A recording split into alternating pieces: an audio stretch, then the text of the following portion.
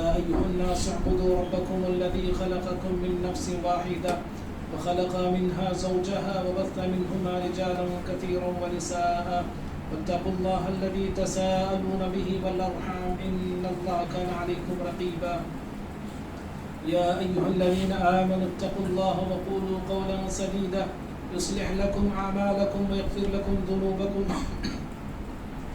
ومن يطع الله ورسوله فقد فاز فوزا عظيما أما بعد فإن خير الحديث كتاب الله وخير الهدي هدي محمد صلى الله عليه وسلم وشر الأمور محدثاتها وكل محدثة بدعة وكل بدعة ضلالة وكل ضلالة في النار أعوذ بالله من الشيطان الرجيم بسم الله الرحمن الرحيم هو الذي بعث في الأميين رسولا منهم يتلو عليهم آياته ويزكيهم ويعلمهم الكتاب والحكمة وإن كانوا من قبل لفي ضلال مبين. ہر قسم کی حمد و ثنا، بڑائی، بزرگی، کبریائی، جاہ و جلال، عزت و عظمت، شان اور شوکت اللہ تعالیٰ کے لیے ہے. درود و سلام ہو تمام نبیوں پر، بالخصوص میرے اور آپ کے نبی احمد مجتبی محمد مصطفیٰ صلی اللہ علیہ وسلم کی ذات اقدس و مقدس پر. اللہم صلی وسلم وبارک علی نبینا محمد صلی اللہ علیہ وسلم. محترم حاضرین جمعہ، ابھی خطبہ مسنہ کے بعد آپ کے روبرو سورۃ الجمعہ سورہ نمبر 2 کی آیت نمبر 2 پڑھا ہوں. اللہ رب العالمین اس آیت میں اللہ کے نبی صلی اللہ علیہ وسلم کے دنیا میں آنے کے مقاصد کیا ہیں اور آپ کے آنے سے پہلے دنیا کی حالت کیا تھی، انسان کس حالت سے دوچار تھے، اس کو اللہ نے بیان کیا. اللہ تعالیٰ نے فرمایا هو الذی بعث فی الامیین رسولا منہم، وہی اللہ تعالیٰ ہے جس نے امیوں میں یعنی ان پڑھوں میں انہی میں سے ایک رسول کو بھیجا. اور رسول کیا کرتے ہیں، ان کا مشن کیا ہے، ان کا مقصد کیا ہے. کہا یتلو علیہم آیاتی، وہ رسول ان بندوں پر، ان انسانوں پر اللہ کی آیتیں تلاوت کرتے ہیں. ویزکیہم، اور انہیں پاک کرتے ہیں. ویعلمہم الکتاب والحکمہ، اور انہیں کتاب کی اور حکمت کی تعلیم دیتے ہیں. وَإِن كَانُوا مِن قَبْلُ لَفِي ضَلَالٍ مُبِينٍ، بلا شبہ یقیناً اس سے پہلے یہ لوگ کھلی ہوئی گمراہی میں تھے. نبی صلی اللہ علیہ وسلم دنیا میں کیوں آئے، کن مقاصد کے لیے آئے، اللہ رب العالمین آپ صلی اللہ علیہ وسلم کو کیا ذمہ داریوں کے ساتھ دنیا میں بھیجا، اس آیت میں آپ صلی اللہ علیہ وسلم کی پوری نبوت کی زندگی کا نچوڑ اور خلاصہ بتا دیا گیا ہے. آپ صلی اللہ علیہ وسلم کے حوالے سے اس آیت میں پہلی بات یہ بتائی گئی کہ اللہ کے نبی صلی اللہ علیہ وسلم کا مقصد دنیا میں آنے کا پہلا مقصد یہ تھا کہ آپ اللہ کے بندوں کے سامنے اللہ تعالیٰ کی آیتیں پڑھ کے سنانا. یتلو علیہم آیاتی، اللہ کی آیتیں سننے سے ایمان والوں کے ایمان میں اضافہ ہوتا ہے، اور جو بے ایمان لوگ ہوتے ہیں وہ اللہ کی آیتیں سن کر سمجھنے کی کوشش کرتے ہیں، سدھرنے کی کوشش کرتے ہیں. اور دوسری بات بتائی گئی وہ یزکیہم، لوگوں کو پاک اور صاف کرنا. پاک اور صاف کس سے کرنا ہے؟ کفر اور شرک سے اور گناہوں کی آلودگیوں سے، گناہوں کی گندگیوں سے انسانوں کو پاک اور صاف کرنا. صرف تعلیم دینا، صرف کتاب پڑھانا، صرف کتاب کا سبق دینا، یہ نبی صلی اللہ علیہ وسلم کا مقصد نہیں تھا، بلکہ علم کے ساتھ، تعلیم کے ساتھ، کتاب اور حکمت کی باتوں کے ساتھ لوگ اپنا تزکیہ کرے، لوگ اپنے آپ کو صاف کرے، لوگ اپنے آپ کو پاک کرے. یہ بھی آپ صلی اللہ علیہ وسلم کا ایک بہت بڑا مقصد تھا. آج دیکھیے تعلیم تو لوگ بہت حاصل کرتے ہیں، علم تو لوگ بہت پڑھتے ہیں، لیکن اپنا خود کا تزکیہ نہیں کر پاتے ہیں. اور وہ تعلیم بھی کیا تعلیم ہے جو انسان کا تزکیہ نہ کر سکے، وہ تعلیم بھی کیا تعلیم ہے جو انسان کے باطن کو، انسان کے ظاہر کو پاک نہ کر سکے، صاف نہ کر سکے. تو پیارے نبی صلی اللہ علیہ وسلم صرف تعلیم دینے کے لیے نہیں آئے تھے، بلکہ لوگوں کی تربیت کرنے کے لیے، لوگوں کا تزکیہ کرنے کے لیے، لوگوں کا تصفیہ کرنے کے لیے آپ صلی اللہ علیہ وسلم آئے تھے. اور پھر تیسری بات بتائی گئی وَيُعَلِّمُهُمُ الْكِتَابَ وَالْحِكْمَةَ، لوگوں کو کتاب کی، حکمت کی تعلیم دینا. کتاب سے کیا مراد ہے، حکمت سے کیا مراد ہے؟ سارے مفسرین کہتے ہیں کتاب سے مراد یہاں پہ القرآن ہے، قرآن مجید ہے، اور حکمت سے مراد پیارے نبی صلی اللہ علیہ وسلم کی سنتیں ہیں۔ گویا کہ قرآن سے اور آپ صلی اللہ علیہ وسلم اپنی تعلیمات سے، اپنے فرمودات سے، اپنے ارشادات سے لوگوں کو جینے کا سلیقہ طریقہ آپ سکھایا کرتے تھے، بتایا کرتے تھے۔ اور اس کے بعد اس آیت میں یہ بتایا گیا پیارے نبی صلی اللہ علیہ وسلم کے آنے سے پہلے انسان کا کیا حال تھا، انسانیت کن حالات سے گزر رہی تھی۔ وَإِن كَانُوا مِن قَبْلُ لَفِي ضَلَالٍ مُبِينٍ، پیارے نبی صلی اللہ علیہ وسلم کے آنے سے پہلے یہ انسانیت سے گر چکا تھا۔ انسان تو تھا لیکن انسان میں انسانیت نہ تھی، بلکہ اخلاق سے عاری وہ تھا، کردار سے عاری وہ تھا، اور کھلی ہوئی گمراہی میں اور کھلے ہوئے اندھیریوں میں وہ ڈبکیاں کھا رہا تھا اور زندگی جی رہا تھا۔ آپ صلی اللہ علیہ وسلم جس سماج میں بھیجے گئے، جس معاشرے میں بھیجے گئے اور جن حالات میں دنیا میں بھیجے گئے، دنیا کی حالت عمومی طور پہ یہی تھی۔ دنیا میں چاروں طرف گمراہی چھائی ہوئی تھی، دنیا میں چاروں طرف کفر اور شرک کا راج تھا، توحید مٹ چکا تھا، توحید تھا تو برائے نام تھا، اللہ رب العالمین کی معرفت لوگوں سے ختم ہو چکی تھی تو برائے نام تھی، چاروں طرف کفر کا اندھیرا تھا، چاروں طرف شرک کا اندھیرا تھا، چاروں طرف کفر اور تاریکیاں جو ہے اپنا سکہ جمائی ہوئی تھی۔ ان حالات میں پیارے نبی صلی اللہ علیہ وسلم دنیا میں ایک نور، ہدایت کا نور لے کے آتے ہیں اور ہدایت کا سامان لے کے آپ صلی اللہ علیہ وسلم آتے ہیں۔ کیسی جاہلیت تھی دنیا میں، اور خصوصاً عرب کے پاس، کیسے جاہل تھے عرب والے، اور کس طرح گمراہیوں سے دو چار تھے عرب والے۔ حضرت جعفر رضی اللہ تعالیٰ عنہ، جعفر بن ابی طالب رضی اللہ تعالیٰ عنہ، حبشہ کے بادشاہ کے سامنے جو تقریر انہوں نے کی تھی، اس تقریر میں آپ نے عرب کی جاہلیت کو بھی بتایا تھا۔ عرب کیسی جاہل قوم تھی، اور عرب کس طرح گمراہیوں سے دو چار تھی۔ انہوں نے کہا تھا حضرت جعفر رضی اللہ عنہ بادشاہ سے، ایوہ الملک کن قوما اہل الجاہلیہ، کہا اے بادشاہ ہم ایک جاہل قوم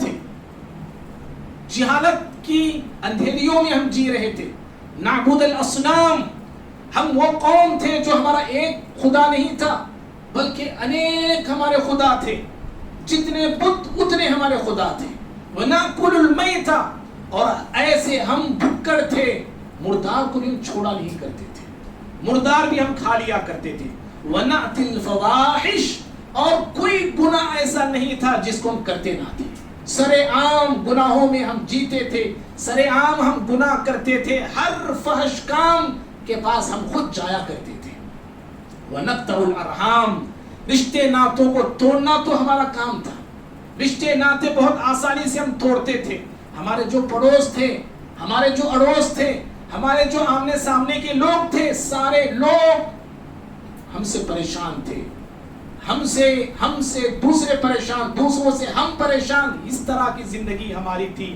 اور پھر کہا یأکل القوی منا الضعیف، ہم میں جو طاقتور تھا وہ کمزوروں کو رگڑ کے رکھتا تھا، مسل کے رکھتا تھا، یوں سمجھیے جس کی لاٹھی اس کا بھینس کا راج تھا۔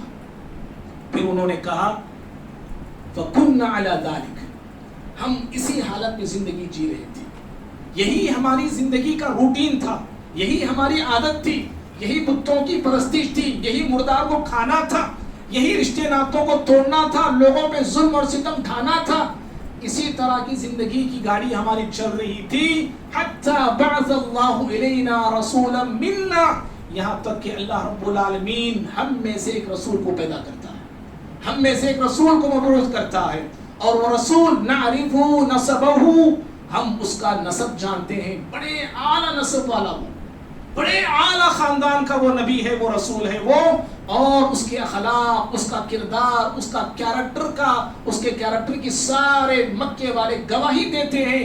کبھی اس نے جھوٹ نہیں بولا، کبھی اس نے خیانت نہیں کی، کبھی اس نے دھوکہ نہیں دیا، کبھی اس نے جو لوگوں کے ساتھ بے وفائی نہیں کی، اور لوگوں کو پاک دامنی کا حکم دیتا ہے، نیکی کا حکم دیتا ہے۔ اس طرح کی کئی ایک باتیں انہوں نے بتائی۔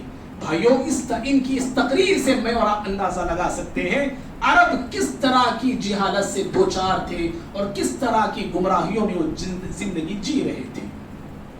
بھائیوں پیارے نبی صلی اللہ علیہ وسلم کو اللہ رب العالمین نے ایسے حالات میں آپ کو پیدا کیا، ایسے حالات میں اللہ نے آپ کو مبعوث فرمایا کیونکہ آپ کے کاندھوں پہ بہت عظیم ذمہ داری تھی، عظیم ذمہ داری تھی، ایک عظیم انقلاب آپ کو دنیا میں لانا تھا۔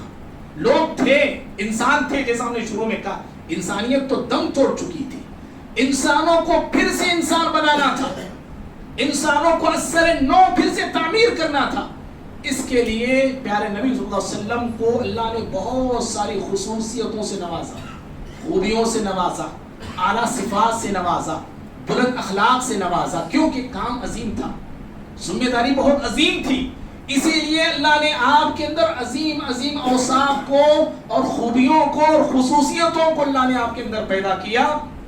آپ بے شمار خوبیوں کے ساتھ، بے شمار خصوصیتوں کے ساتھ اور بے شمار اعلیٰ اخلاق کے ساتھ دنیا میں آپ آنکھ کھولتے ہیں، اور سارے لوگ، سارا مکہ، سارے مکہ کے اطراف کے لوگ آپ کے اخلاق کی گواہی دیتے تھے، آپ کے کردار کی گواہی دیتے تھے۔ لوگوں نے کبھی آپ کو جھوٹ بولتے ہوئے نہیں دیکھا ہے، کبھی آپ نے خیانت نہیں کی، کبھی آپ نے کسی کو دھوکہ نہیں دیا، کبھی آپ نے کسی کا مال نہیں لوٹا، حتیٰ کہ پیارے نبی صلی اللہ علیہ وسلم کبھی کسی بت کی آپ نے پرستش بھی نہ کی۔ کبھی آپ صلی اللہ علیہ وسلم جہاں پہ شراب عام تھا، گلی گلی میں، گھر گھر میں شراب پی جاتی تھی، پیارے نبی صلی اللہ علیہ وسلم کبھی شراب کو اپنے ہاتھ تک نہیں لگایا۔ ایسے برائی کے ماحول میں اور ایسے گندے ماحول میں پیارے نبی صلی اللہ علیہ وسلم اعلیٰ اخلاق کے ساتھ آتے ہیں۔ اللہ نے بے شمار اخلاق آپ کے اندر رکھے تھے۔ عظیم صبر کرنے والے آپ تھے، بے انتہا صبر کرنے والے، قوت برداشت آپ کی بے مثال تھی۔ آپ صلی اللہ علیہ وسلم جود اور سخا میں بہت آگے تھے۔ آپ صلی اللہ علیہ وسلم انتقام کا مزاج اپنے اندر نہیں پالا کرتے تھے۔ شفقت، محبت، ہمدردی، رحم دلی، یہ سارے اوصاف پیارے نبی صلی اللہ علیہ وسلم تھے۔ بڑوں کی عزت کرنا کوئی کرنا ہے تو آپ سے سیکھے، بچوں پہ شفقت کرنا ہے تو کوئی آپ سے سیکھے، عورتوں کی عزت کرنا ہے تو کوئی آپ سے سیکھے۔ یہ سارے صفات پیارے نبی صلی اللہ علیہ وسلم کے اندر باقاعدہ موجود تھے۔ پیارے نبی صلی اللہ علیہ وسلم نے کبھی کوئی چیز کو آپ سے کوئی مانگتا، کبھی آپ نہ نہیں کہتے تھے، آپ کے پاس ہوتی وہ چیز عطا کر دیا کرتے تھے۔ آپ کو ایک عورت یا کسی شخص نے آپ کو چادر دی، آپ وہ چادر، وہ قمیص پہنے ہوئے تھے، آپ کو چادر بڑی پسند آئی، بڑی اچھی لگی، آپ صلی اللہ علیہ وسلم گھر گئے، وہ پہن کے آئے تو آپ صلی اللہ علیہ وسلم کی چادر، وہ قمیص کو دیکھ کے سارے صحابہ کہنے لگے پیارے نبی صلی اللہ علیہ وسلم آپ کو یہ چادر بڑی اچھی لگ رہی ہے، آپ کو یہ قمیص بڑی اچھی لگ رہی ہے۔ اتنے میں ایک صحابی کھڑے ہوئے، کہا اللہ کے نبی صلی اللہ علیہ وسلم آپ مجھے قمیص دے دیجیے، آپ مجھے وہ چادر دے دیجئے۔ پیارے نبی صلی اللہ علیہ وسلم گھر گئے، اپنا جو پرانا لباس تھا وہ پہنا، یہ قمیص لا کے اس صحابی کو آپ نے دے دیا، پہنی ہوئی قمیص آپ نے لا کے دے دی۔ صحابہ اکرام اس صحابی پر برس پڑے جس صحابی نے پیارے نبی صلی اللہ علیہ وسلم سے چادر مانگی، قمیص مانگی تھی۔ کیسے انسان ہو، پیارے نبی بڑے شوق سے پہنے تھے اور نبی کو چادر بڑی اچھی بھی لگ رہی تھی، اور تم ہو کہ پہنی ہوئی چادر نبی سے مانگ لیے۔ وہ صحابی کہنے لگے اے میرے ساتھیوں مجھے برا مت بولو، مجھے برا مت سمجھو، میرا مقصد نبی کی چادر مانگنے کا، پہننے کے لیے نہیں تھا، بلکہ میری خواہش یہ ہے کہ جب میں دنیا سے جاؤں یہی چادر میری کفن بنے، یہی چادر میری کفن بنے، اس مقصد کے خاطر میں نے چادر مانگی ہے۔ تو اس طرح بھائیوں پیارے نبی صلی اللہ علیہ وسلم کے اخلاق تھے۔ پیارے نبی صلی اللہ علیہ وسلم دنیا میں ایسے بے شمار اخلاق کے ساتھ آئے اور عظیم مقاصد کو لے کے آئے۔ بھائیوں آج ماہ ربیع الاول کے ہم مہینے سے ہم گزر رہے ہیں، ربیع الاول کی شاید 5 تاریخ ہے۔ ربیع الاول کا مہینہ جب بھی آتا ہے نبی صلی اللہ علیہ وسلم کے تعلق سے جلسے ہوتے ہیں، جلوس ہوتے ہیں، تقریریں ہوتی ہیں۔ 12 ربیع الاول کو جو ہے میلاد جو ہے منایا جاتا ہے، جشن منایا جاتا ہے، اور نبی صلی اللہ علیہ وسلم کی آمد پر آپ کی دنیا میں تشریف آوری کو لے کے بہت زیادہ تقریریں ہوتی ہیں، جھوما جاتا ہے، لوگوں کو ہلایا جاتا ہے، سب کچھ کیا جاتا ہے، اور بڑی تقریریں ہوتی ہیں۔ تقریروں میں ساری چیزوں کا ذکر ہوتا ہے، پیارے نبی صلی اللہ علیہ وسلم کے بالوں کا ذکر ہوتا ہے، نبی کے زلفوں کا ذکر ہوتا ہے، نبی کے پلکوں کا ذکر ہوتا ہے، نبی کے حسن و جمال کا ذکر ہوتا ہے، نبی کے احسان و کمال کا ذکر ہوتا ہے۔ پیارے نبی صلی اللہ علیہ وسلم کے جتنے اخلاقی اوصاف تھے اور جتنے آپ کے اوصاف حمیدات تھے وہ ساری چیزوں کا ذکر ہوتا ہے، لیکن ذکر نہیں ہوتا۔ محمد بن عبداللہ جب آپ تھے وہ سارے اوصاف آپ کے بتائے جاتے ہیں۔ محمد رسول اللہ صلی اللہ علیہ وسلم بننے کے بعد آپ کی کیا ذمہ داریاں تھیں، آپ کے کیا مقاصد تھے، آپ کا دنیا میں آنے کا کیا ریزن تھا، اس پہ آج بہت کم گفتگو ہوتی ہے۔ یاد رکھنا، پیارے نبی صلی اللہ علیہ وسلم کی ذات سے محبت بھی ہونا چاہیے، نبی کی شخصیت سے بھی محبت ہونی چاہیے، اور اسی طرح سے پیارے نبی صلی اللہ علیہ وسلم کی بات سے بھی محبت ہو، نبی کی دعوت سے بھی محبت ہو، نبی کے مشن سے بھی محبت ہو، اور نبی کے لائے ہوئے پیغام سے بھی ہر مسلمان کو محبت ہونا چاہیے۔ اور اگر کوئی شخص صرف نبی کی ذات سے محبت کرے، نبی کی بات سے اسے محبت نہ ہو، نبی کے لائے ہوئے دین سے اسے محبت نہ ہو، تو یاد رکھو وہ حقیقی نبی کا امت ہی نہیں کہلا سکتا ہے۔ اور جو انسان نبی کی ذات سے محبت کر کے نبی کی بات سے محبت نہیں کرتا ہے نا، پھر وہ انسان وہی کچھ کرے گا آج جو کچھ ماہ ربیع الاول میں ہو رہا ہے۔ کیا ہوتا ہے؟ غلو ہوتا ہے، نبی کی شان میں غلو، نبی کے مقام اور مرتبے کو اسے بڑھایا جاتا ہے۔ آپ کو مقام نبوت سے اٹھا کے مقام الوہیت پر لوگ فائز کرنے کی نعوذ باللہ کوشش کرتے ہیں، اور اللہ کی بھی بے ادبی ہوتی ہے، اور پیارے نبی صلی اللہ علیہ وسلم کی بھی بے ادبی ہوتی ہے۔ بھائیو، پیارے نبی خوبصورت تھے، اس میں کوئی شک نہیں۔ آپ سے زیادہ حسین، آپ سے زیادہ خوبصورت بچہ آج تک دنیا میں نہ آیا ہے نہ آئے گا۔ آپ صلی اللہ علیہ وسلم بڑے جمیل تھے، بڑے اچھے اخلاق والے تھے، اس میں کوئی شک نہیں ہے۔ لیکن پیارے نبی صلی اللہ علیہ وسلم دنیا میں کس مقصد کے لیے آئے، آپ صلی اللہ علیہ وسلم کو اللہ نے دنیا میں کیوں بھیجا، یہ اہم ہے، یہ امپورٹنٹ ہے۔ آج میں انشاءاللہ 10 یا 12-13 منٹ میں 3 مقاصد آپ کی میں بتا کے بعد میں ختم کرتا ہوں۔ شروع میں 3 مقاصد آ گئے ہیں جو سورہ جمعہ کی آیت پڑھی گئی آپ کے سامنے۔ پیارے نبی صلی اللہ علیہ وسلم دنیا میں کیوں آئے، اللہ نے اس آیت میں بتا دیا ہے۔ بھائیوں، پیارے نبی صلی اللہ علیہ وسلم کے دنیا میں آنے کا مقصد جس کا ذکر ہونا چاہیے، بار بار ہونا چاہیے، لوگوں کو بتانا چاہیے، بار بار بتانا چاہیے، نبی دنیا میں آئے تو کیوں آئے، اور صرف نبی نہیں، ہر نبی دنیا میں آیا تو کیوں آیا، ہر رسول دنیا میں آیا تو کیوں آیا، کس مقصد کے لیے آتا تھا، اللہ نبیوں کو بھیجا کس مقصد کے لیے بھیجا، یہ اہم چیز ہے، یہ اصل چیز ہے لوگوں کو سنانے کی اور بتانے کی، اور اسی کے نقطہ نظر پہ لوگوں کی تربیت کرنے کی۔ پیارے نبی صلی اللہ علیہ وسلم کی دنیا میں آنے کا عظیم مقصد، اہم مقصد، اول مقصد یہ تھا کہ انسانوں کو اللہ رب العالمین کی عبادت کی دعوت دینا، انسانوں کو انسانوں کی غلامی سے نکال کے الہ واحد کی غلامی میں لانا، اللہ رب العالمین کے در کو چھوڑ کے غیر اللہ کے در پہ جھکی ہوئی پیشانیوں کو اللہ کے در پہ لانا، اور خالق حقیقی سے ناواقف لوگوں کو خالق حقیقی کی معرفت دینا۔ اور اس مقصد کے لیے پیارے نبی صلی اللہ علیہ وسلم دنیا میں آئے تھے، اور آپ نے دنیا والوں کو یہ بتایا، یہ سبق سنایا کہ لوگوں، ہر خیر کا مالک اللہ ہے، ہر شر کا مالک اللہ ہے، وہی کھلاتا ہے، یاد رکھو، وہی پلاتا ہے، وہی عطا کرتا ہے، وہی نوازتا ہے، وہی شفا دیتا ہے، وہی جلاتا ہے، وہی مارتا ہے، ہماری مشکلات کو وہی آسان کرتا ہے، ہماری فریادوں کو، ہماری دعاؤں کو وہی سنتا ہے۔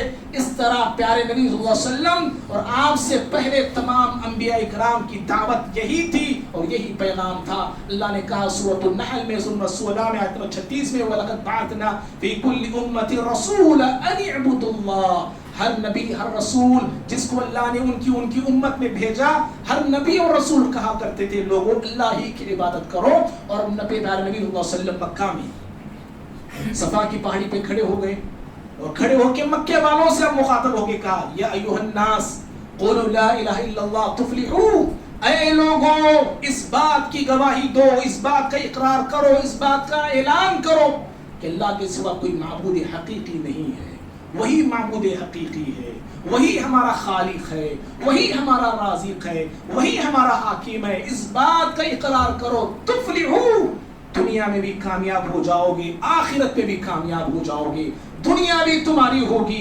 آخرت بھی تمہاری ہوگی۔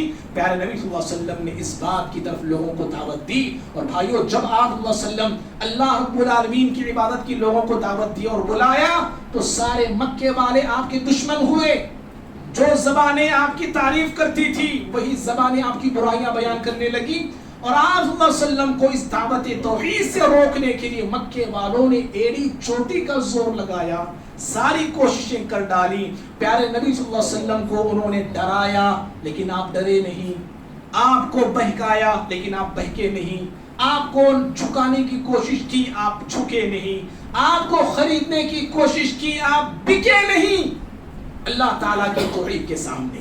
اور بہت چند ہی سالوں کے بعد پیارے نبی صلی اللہ علیہ وسلم کے اور صحابہ اکرام کی انگنت محنتوں سے اللہ رب العالمین نے مکے کے اندر توحید کی آواز کو بلند کیا، اور مکے کے اندر رب العالمین کی وحدانیت کی آواز گونج اٹھی، اور کفر اور شرک جو دم توڑنے لگا۔ پیارے نبی صلی اللہ علیہ وسلم مکے کو فتح کیے، خانہ کعبہ میں داخل ہوئے، آپ کے ہاتھ میں ایک چھڑی تھی، آپ اپنی چھڑی سے بتوں کو گراتے جاتے تھے اور اس آیت کی تلاوت کرتے تھے، وَقُلْ جَاءَ الْحَقُّ وَزَهَقَ الْبَاطِلُ إِنَّ الْبَاطِلَ كَانَ زَهُوقًا۔ اے نبی صلی اللہ علیہ وسلم اعلان کر دو، حق آ گیا، حق آ گیا، باطل کو مٹنا ہے، اور باطل ہے ہی مٹنے کے لیے۔ اس طرح پیارے نبی صلی اللہ علیہ وسلم کو اللہ رب العالمین نے کامیاب کیا۔ بھائیوں، آج اس نبی کا نام لینے والی، نبی کا میلاد بنانے والی یہ امت شرک میں مبتلا ہے، کفر میں مبتلا ہے، اور افسوس کی بات یہ ہے شرک کو شرک ماننے کے لیے تیار نہیں، غلط کو غلط ماننے کے لیے تیار نہیں، بلکہ شرک کو جائز بتانے کے لیے لوگ دلائل پہ دلائل دیتے ہیں، لوگ دلائل پہ دلائل لوگ لا کے رکھتے ہیں کہ دیکھو یہ شرک نہیں، یہ کفر نہیں، وہاں پہ درگاہوں کے پاس جانا، مزاروں کے پاس جانا یہ شرک نہیں ہوتا، ہم ولی کو خدا نہیں مانتے، ہم ولی کو رب العالمین کا مقام نہیں دیتے۔ اللہ کے بندوں، کبھی کسی کافر نے کسی اپنے دیوتا کو نبی اللہ مانا ہی نہیں ہے۔ مکہ کے کافر بھی اپنے دیوی دیوتاؤں کو خدا نہیں مانتے تھے، خدا نہیں مانتے تھے وہ لوگ بھی، بلکہ وہ مانتے تھے یہ تو درمیانی ہیں، یہ اللہ اور ہمارے درمیان یہ ہمارے دیوی دیوتا ہیں، بس واسطہ ہی ہے۔ واسطہ کا عقیدہ وہ بھی رکھا کرتے، وہی طریقہ اور وہی سوچ، وہی تصور آج مسلمانوں کا ہے۔ اللہ کے بندوں، اللہ رب العالمین کے اللہ الحقیقی ہم بندے ہیں اور پیارے نبی صلی اللہ علیہ وسلم کے سچے امتی ہیں، تو سب سے پہلا کام مجھ کو آپ کو شرک سے توبہ کرنا ہے، شرک سے رکنا ہے، اور ہم شرک سے کفر سے رکتے ہیں اللہ کے بھی حقیقی بندے بن سکتے ہیں اور نبی صلی اللہ علیہ وسلم کے سچی امتی ہم کہلا سکتے ہیں۔ اور بھائیوں، پیارے نبی صلی اللہ علیہ وسلم کے دنیا میں آنے کا دوسرا اور اہم مقصد یہ تھا اللہ رب العالمین کے دین کو، دین اسلام کو تمام دنیا کے دینوں پہ غالب کرنا، اللہ کے دین اسلام کو دنیا کے تمام مذہبوں پہ غالب کرنا، اللہ کے دین کی طرف تمام لوگوں کو بلانا، اللہ کے دین کی طرف تمام لوگوں کو دعوت دینا۔ پیارے نبی صلی اللہ علیہ وسلم کا یہ عظیم مقصد تھا۔ کیا دین ہے یہ وہ دین ہے جس کو ہم دین اسلام کہتے ہیں۔ یہ دین اللہ کا کامل دین، مکمل دین ہے، یہی وہ دین ہے جس جو رب العالمین اس دین کو پسند کرتا ہے۔ اسی دین پہ چلنے سے، اسی دین کو ماننے سے انسان دنیا اور آخرت کی کامیابی حاصل کر سکتا ہے۔ اسی دین پہ چلنے سے انسان دنیا کی بھی اور آخرت کی بھی ذلتوں سے بچ سکتا ہے۔ یہی وہ دین ہے۔ اللہ نے کہا سورہ صف میں، سورہ نمبر 7 پر آیت نمبر 9 میں، هو الذی ارسل رسولہ بالہدی ودین الحق لیظہرہ علی الدین کلہ ولو کرہ المشرکون۔ کہ وہی اللہ تعالیٰ ہے جس نے اپنے رسول کو بھیجا، اپنے رسول کو بھیجا ہدایت کے ساتھ، دین حق کے ساتھ بھیجا۔ کیوں؟ لیظہرہ علی الدین کلہ، تاکہ دنیا کے تمام دینوں پر اللہ کے اس دین اسلام کو غالب کرے۔ وَلَوْ كَرِهَ الْمُشْرِكُونَ، اللہ کا دین پھیلتا دیکھ کر، اللہ کا دین آگے بڑھتا دیکھ کر، اللہ کے دین میں لوگوں کو آتا دیکھ کر مشرک کتنا بھی ناپسند کیوں نہ کریں، لیکن اللہ رب العالمین اپنے نبی کو بھیجا ہی اس لیے ہے کہ اللہ کے دین کو غالب کیا جائے۔ بھائیوں، نبی صلی اللہ علیہ وسلم کی حیات طیبہ، آپ کی زندگی کو ہم دیکھتے ہیں، پڑھتے ہیں، تو پیارے نبی صلی اللہ علیہ وسلم بھی اس میدان میں آپ نے کام کیا، اور آپ اپنے وقت زمانے کے بڑے بڑے بادشاہوں کو، حکمرانوں کو آپ نے اسلام کی دعوت دی، اسلام کا پیغام ان تک پہنچایا، اسلام کے سائے میں آ کے زندگی جینے کا آپ صلی اللہ علیہ وسلم نے انہیں حکم دیا۔ 4 بادشاہوں کا میں ذکر کروں گا بڑی تیزی کے ساتھ۔ پہلا بادشاہ حبشہ کا ہے، حبشہ کا بادشاہ جس تک اسلام کی دعوت پہلے پہنچ چکی تھی، حضرت جعفر رضی اللہ تعالیٰ عنہ کی باتوں سے وہ بادشاہ اسلام کے قریب بھی ہو چکا تھا، اسلام سے بے انتہا متاثر بھی ہو چکا تھا۔ اس بادشاہ کی طرف پیارے نبی صلی اللہ علیہ وسلم نے دوبارہ اسلام کا پیغام پہنچایا اور لے جانے والے صحابی عمر بن امیہ رضی اللہ تعالیٰ عنہ تھے. خط پہنچا, وہ بادشاہ پیارے نبی صلی اللہ علیہ وسلم کی خط کو بڑے عزت کے ساتھ لیتا ہے, اپنے تخت سے نیچے اترتا ہے اور زمین پہ بیٹھ جاتا ہے اور آپ کے خط کو لے کے اپنی آنکھوں پہ پھیرتا ہے اور پھر وہ کہتا ہے اگر میرے اس بس میں ہوتا تو میں اس نبی تک جانے کی پوری کوشش کرتا ہوں. اور پھر وہ اسلام قبول کرتا ہے, مسلمان ہوتا ہے, اپنے اسلام کو چھپاتا ہے. اور جب اس کا انتقال ہوا, پیارے نبی صلی اللہ علیہ وسلم نے مدینے میں اس حبشہ کے بادشاہ اصحما کی آپ نے نماز جنازہ آپ نے ادا فرمائی تھی. بعض لوگ پیارے نبی کے خطوط سے بے انتہا متاثر ہوئے, اسلام قبول کرنے والے اسلام قبول کیے, اور بعض لوگ اسلام کے قریب ہونے والے اسلام کے قریب ہوئے, اور بعض ایسے بھی تھے جو اسلام اور مسلمانوں کی بڑھتی ہوئی طاقت کو دیکھ کے یہ تسلیم کرنے لگے کہ آگے چل کے یہی دین تمام دینوں پہ غالب آنے والا ہے. تو اس طرح یہ بادشاہ مسلمان ہوا. اور بھائیوں, دوسرا بادشاہ ہرقل ہے, روم کا بادشاہ, جو بڑی سپر پاور طاقت تھی اس زمانے میں روم کی. اس بادشاہ کی طرف پیارے نبی صلی اللہ علیہ وسلم نے خط بھیجا, اسلام کی اس کو دعوت دی کہ اسلم تسلم, اے روم کے بادشاہ اسلام قبول کر لے, سلامتی میں رہے گا. تو دو ٹوک انداز میں آپ نے اس کو دعوت دی, نہ آپ ڈرے نہ جھجکے, نہ کوئی آپ صلی اللہ علیہ وسلم نے یہ سمجھا کہ بادشاہ کیا سمجھے گا. کہانی اسلم, مسلمان ہو جا, سلامتی اسی میں ہے, اسی میں تو سیف ہے, اور اسی میں تیرے لیے کامیابی اور نجات ہے. اور اس خط کو لے جانے والے صحابی جو ہے دہیہ کلبی رضی اللہ تعالیٰ عنہ تھے, اور وہ بادشاہ بھی پیارے نبی صلی اللہ علیہ وسلم کے خط کو پڑھا. کافی لمبا واقعہ ہے, وہاں پہ گفتگو وغیرہ ہوئی, لیکن آپ کے خط کو پڑھ کے بے انتہا متاثر ہوا وہ بادشاہ. اور پھر اس نے گواہی دی, پیشن گوئی اس نے بھی کی, کہا کہ اے لوگوں سنو, جس نبی کا خط میرے پاس آیا ہے, جو آخری نبی اپنے آپ کو کہتا ہے, یاد رکھنا اگر یہ اللہ کا سچا نبی ہے, جس جگہ پہ میں کھڑا ہوں اس جگہ کا بھی آگے چل کے مالک بننے والا ہے, اس جگہ کا بھی وہ مالک بنے گا. اور کہا اگر میں اس نبی کے پاس ہوتا اس کے پیروں کو میں دھوتا, اس کے پیروں کو میں دھوتا میں. اور پھر اس کے بعد بھائی اسلام قبول کرنا چاہتا تھا, لیکن لوگ اس کے خلاف ہو گئے. جب دیکھا کہ لوگ میرے خلاف ہو رہے ہیں, وہ اسلام قبول کرنے سے رک گیا میں. اور دوسرا بادشاہ کسرا تھا, جس کا نام خسرو پرویز تاریخ میں آتا ہے, اور اس کی طرف خط لے جانے والے صاحب عبداللہ بن حذافہ رضی اللہ تعالیٰ عنہ تھے. یہ ظالم نبی کے خط کو پڑھا, لیکن ماننے کے بجائے آپ کے خط کو پھاڑنے کی کوشش کی. نبی صلی اللہ علیہ وسلم کو پتا چلا, آپ صلی اللہ علیہ وسلم نے بد دعا فرمائی, اور اللہ تعالیٰ نے نبی کی بد دعا سے اس کے تخت کو, اس کی سلطنت کو, اس کی حکومت کو پلٹ کے رکھ دیا, وہ تباہ و برباد ہو کے رہ گیا. اور تیسرا بادشاہ مصر کا تھا, مقوقس اس کا نام تھا. پیارے نبی صلی اللہ علیہ وسلم نے اس کو بھی خط لکھا, اسلام کی دعوت دی, مسلمان ہونے کو کہا, اسلام کی سربلندی کو تسلیم کرنے کو کہا. اور اس کی طرف خط لے جانے والے صحابی حضرت حاتب بن ابی بلتہ رضی اللہ تعالیٰ عنہ تھے, اور باقاعدہ یہ بادشاہ بھی اسلام سے بے انتہا متاثر ہوا. نبی کے اخلاق حاتب بن ابی بلتہ سناتے ہیں, نبی کے اخلاق کو سن کے متاثر ہوا, نبی کے اخلاق کو سن کے اسلام کے قریب بھی ہوا, اور اسلام کے تعلق سے اپنے دل میں نرم گوشہ وہ رکھنے لگا. اور یہاں تک کہ پیارے نبی صلی اللہ علیہ وسلم کی خدمت میں کئی تحائف بھیجے, کئی گفٹ بھیجے, کئی لونڈیاں بھیجی. انہی میں سے ایک لونڈی ماریہ قبطیہ رضی اللہ تعالیٰ عنہا تھی, اور جن کے بدن سے حضرت ابراہیم پیارے نبی صلی اللہ علیہ وسلم کے ایک بیٹے پیدا ہوتے ہیں, جو بچپن میں انتقال کر گئے. بھائیوں, بتانا یہ ہے, اس طرح پیارے نبی صلی اللہ علیہ وسلم نے اسلام کے پیغام کو اللہ کے بندوں تک پہنچانے کی کوشش کی. اور آپ نے یہ زندگی میں اپنی پیشن گوئی فرمائی تھی, لَيَبْلُغَنَّ هَذَا الْأَمْرُ مَا بَلَغَ اللَّيْلُ وَالنَّهَارُ. لوگوں سنو سنو, جہاں تک دن اور رات جاتے ہیں, اللہ اکبر, جہاں تک دن اور رات جاتے ہیں, اللہ کا یہ دین وہاں تک پھیلے گا, وہاں تک جائے گا, وہاں تک جائے گا. وَلَا يَتْرُكُ اللَّهُ بَيْتَ مَدْرٍ وَلَا وَبَرٍ. اور کوئی کچا اور پکا گھر ایسا نہ ہوگا الا ادخلہ اللہ هذا الدین, اللہ ان گھروں میں اس دین کو داخل کر کے رکھے گا. اور بھائیوں, ہم دیکھتے ہیں صحابہ کے زمانے میں اسلام کہاں تک کہاں گیا, کہاں تک پھیلا. افریقہ کے جنگلوں میں اسلام کا نام لینے والے تھے, بلند اور بالا پہاڑوں پہ اسلام کا نام لینے والے تھے. اور آج دنیا بھر میں ہم دیکھتے ہیں چاروں طرف اسلام کا نام لینے والے ہیں, ہر ملک میں اسلام کا نام لینے والے ہیں. اور آج دنیا میں سب سے تیزی کے ساتھ پھیلنے والا دین یہی دین اسلام ہے. بھائیوں, پیارے نبی صلی اللہ علیہ وسلم کا یہ دوسرا مقصد تھا اور عظیم مقصد تھا. اور تیسرا مقصد جو مختصر انداز میں بتا کے بات ختم کرتا ہوں, پیارے نبی صلی اللہ علیہ وسلم کا تیسرا مقصد دنیا میں آنے کا کیا تھا جانتے ہیں؟ آپ کے آنے کا تیسرا اور اہم مقصد یہ تھا, لوگوں کو اخلاق حسنہ کی تعلیم دینا, لوگوں کو اچھے اخلاق کی تعلیم دینا, اچھے کردار کی, اچھے کیریکٹر کی تعلیم دینا.